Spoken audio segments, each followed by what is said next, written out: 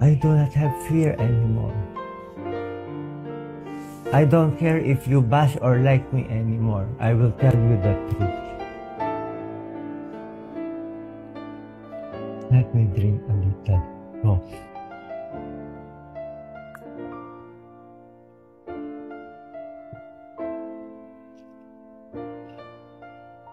Sana drama na lang to. Sana TV show na lang. All these foods, they taste like metal. This watermelon for you tastes ordinary, but for me,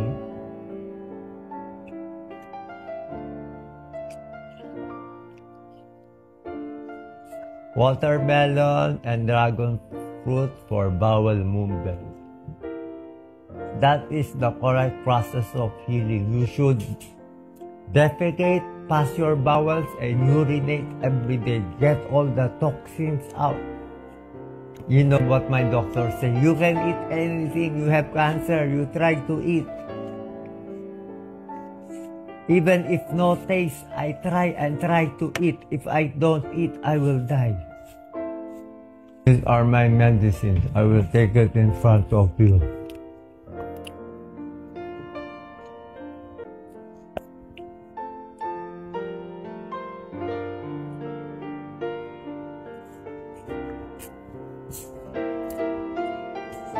My relatives do not want me to make this video, but I said I owe it to the Filipino people to be honest to them. I owe it. Mahal na mahal na mahal na mahal na mahal na mahal na mahal na mahal ko kayo po lahat. Hindi nyo naiintindihan kado ko kayo kamahal. Bawat takbo ko para po sa inyo, hindi para sa akin.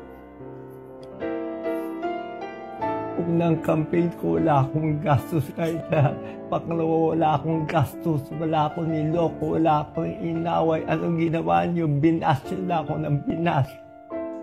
Sobrang loob ko. Filipinos should be more caring, more honest. That's why we have all these hardships.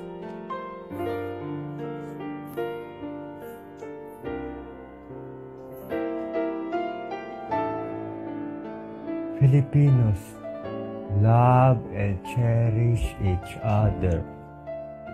Pray to the Blessed Virgin Mary. Pray to Padre Pio. Pray to the Lord Jesus Christ. My whole body is tingling right now, Doc Lisa. Ito, ang kapal-kapal.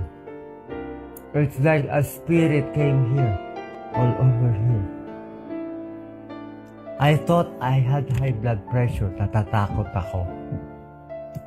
So I got them to check my BP now. This is my BP, 115/74. My BP 3 days ago is only 85/50. 3 days ago, I was vomiting, shouting, delirious. Heart rate is always 118, temperature 36.8. Hindi po ako nagloloko. Hindi to bola-bola. Life and death to. Baka bukas patay na ako. If I live, I will live for you. I will live for every Juan de la Cruz. Will